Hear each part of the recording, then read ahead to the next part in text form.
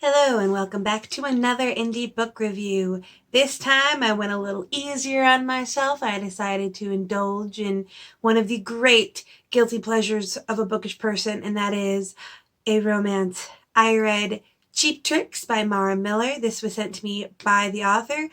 She informed me that this was the favorite of her series and is also the book that got her into her, I believe, master's program. There's a website for it and everything. I will link down below. So obviously I went into this pretty hyped, although the setup is a little bit standard for your average romance novel. A young woman who, well, maybe it's not that standard now that I think about it. A young woman accidentally, well, not so accidentally, shoots her ex-boyfriend's brother in the butt on an archaeological dig and goes back home for a wedding to let things cool off. And there she discovers that the man of the bridal party, the brother of the ex that she is on much better terms with, has gotten kind of hot, and things happen as a result of it. Now, granted, I really wish that more time had been spent in Peru on the archaeological dig. However, that might just be me and my love of history coming out there, because I would have an entire romance novel on an archaeological dig. No, seriously, like, someone tell me if there's an entire romance novel set in an archaeological dig. I'm on it. I'm there. But regardless, she comes back home to Kansas, and I believe that is very important to the author. Something in her bio says that while she was born somewhere else, she really considers herself a Kansas girl. Now, Sophie and Neil right away definitely have chemistry as necessary. I love their meetup. How it was very strange, and she didn't recognize him, mostly because he'd grown hot. There wasn't necessarily the insta love. I mean, obviously there was the attraction, but at the time, Sophie was planning on going back to the dig once things had cooled off. So it wasn't that kind of, oh, I must see him again instantly, which I really, really liked. Now, the best part of the book for me in all of this was actually the family dynamics outside of the couple. Now, this is the fourth, maybe fifth, I'm gonna have to check, I'll put it up here, in a romance series, and it's one of those romance series where every book is the couple of that book getting together, and then those characters will be featured in future books. So it was one of those instances where I got the entire gist of this story just reading this book. However, you could kind of tell, like, oh, these two characters must have gotten together in an earlier book. So if you do want the entire effect of getting to see every character coming together, you might want to start from the first one. I don't remember the name of it, but they all start with the word cheap. It's all like cheap tricks, cheap guitars, cheap shots. It all starts with the word cheap. But I definitely loved the connections and the character aspects. In a lot of romance novels, it tends to be one character is all alone with family members having died or been abusive or what have you, and then the other one has all of the family and support. Therefore, it kind of feels like less like two people coming together and more like one person inserting themselves in another person's life. That was not this. Both sides, Seal, that's their couple name, Sophie and Neil, both have very involved extended families. I particularly loved Sophie's mama, which is the epitome of that sassy Southern grandma that I love. And I know it's a trope or a stereotype or whatever, but it's my favorite. I love that. And just the friends, and I believe the entire series, Mara explained to me, was based on essentially a group of friends and two brothers, and essentially them all finding their people. There is a bit of a sad moment with the character of Neil. His older sister, his sister regardless, 3 years before this story, maybe committed suicide, maybe accidentally overdosed. It's probably better explained in an earlier book. But I couldn't quite figure out exactly, was it totally accidental overdose or was it slightly intended? But that plays a huge part in Neil's everything. I will say that there was one moment where trying not to get into spoilers here. There's a jerk character, because there's always the obligatory jerk character in romance novels, because he must be the one that the good guy is played off of as the foil.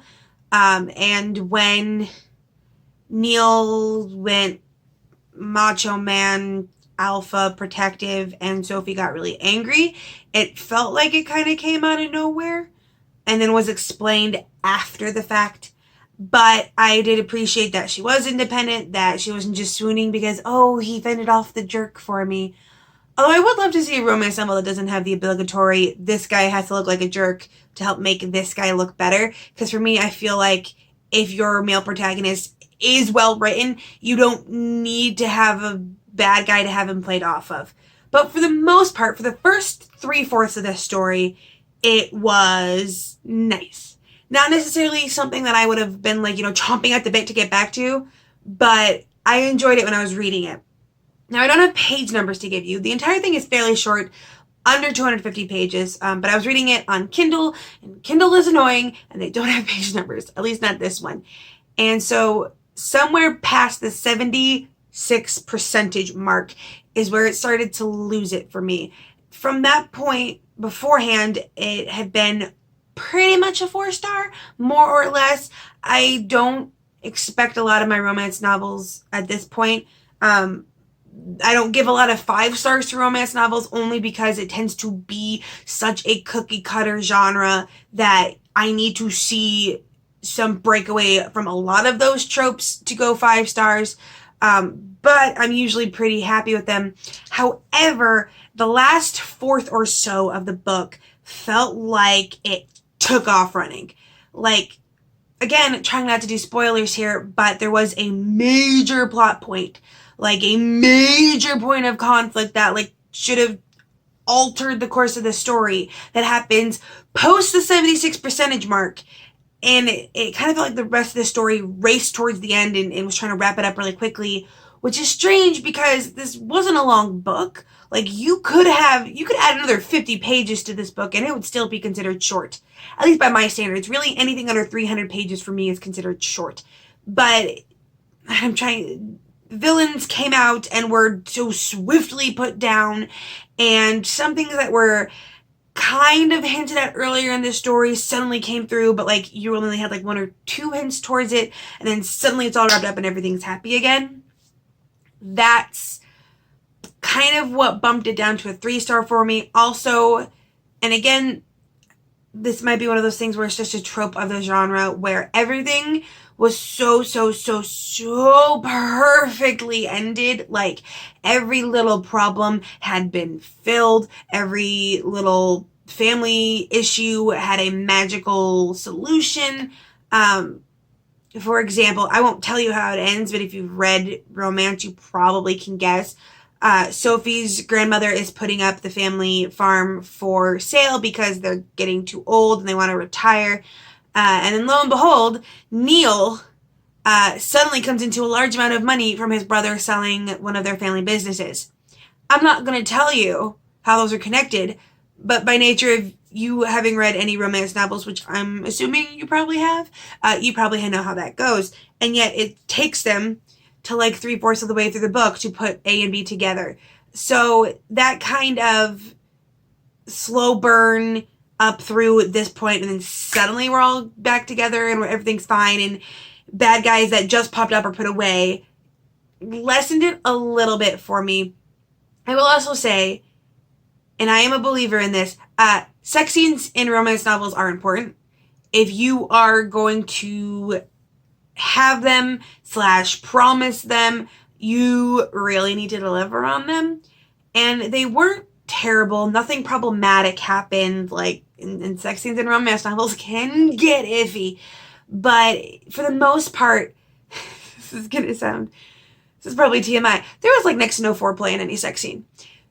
And that kind of ruined it for me. If your sex scene happens all on 1 page, that's too short. Or I guess in this case, it kind of happened on 2 swipes of the Kindle page.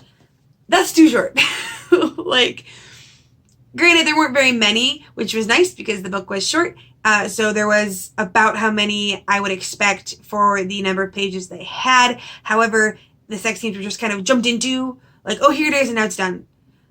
So for me, if you don't really want to draw it out, I would honestly prefer A Fade to Black, unless the sex scene is somehow important for the creation of the relationship, or somehow shows a character trait of one of them, which I have seen some stories that do, where like you genuinely need to have the sex scene shown because this one thing they do in the bedroom, it jogs a memory, or it shows a preference or something. This one didn't necessarily.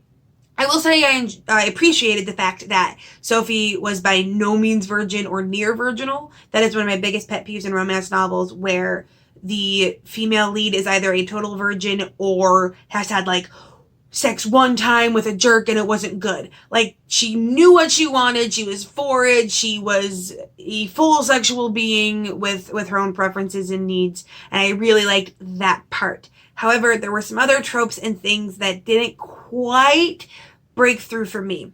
However, like I said before, this was the book that the author used to get into her master's program, and she is currently making creative writing, or I think it's creative writing, I'm not sure the exact name of the program, but it is book writing. So in all likelihood, I probably would read something else from her moving forward, because she is obviously working on her writing or entire writing aesthetic or writing skills. However, this one felt just a little bit too middle of the road for me.